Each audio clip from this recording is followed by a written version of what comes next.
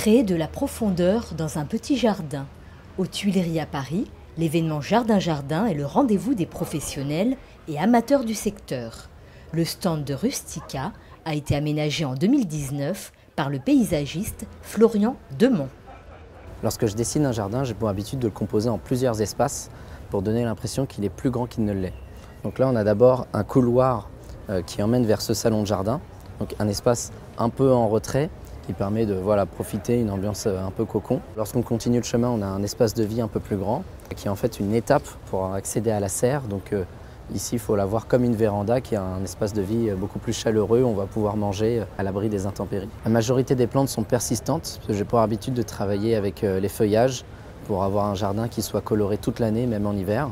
On a d'abord les premières variétés de Pittosporum panachées qui vont apporter de la lumière avec leur feuillage marbré de blanc et de jaune.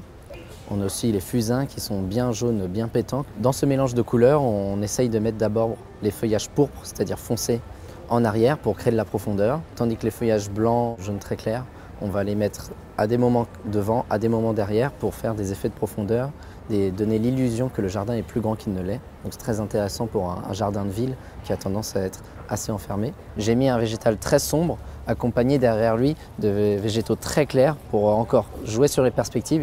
Ici on a fait dans le sens inverse, donc une plante sombre devant, des plantes claires derrière. On travaille aussi avec les couleurs complémentaires comme le orange-rouge qui contraste très bien avec le vert. C'est-à-dire qu'on va prendre une cordyline rouge qui va paraître encore plus rouge si elle est entourée de feuillages verts, et tandis que les feuillages verts, eux, vont paraître encore plus verts, encore plus pétants, entourés de couleurs orange-rouge.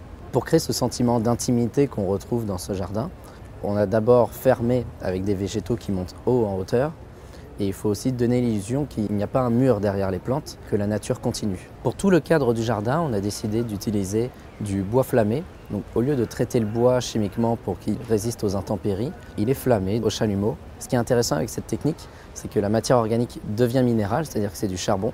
Et le charbon empêche l'eau et les champignons de passer, ce qui fait que le bois, sans produits chimiques, est devenu imputrescible.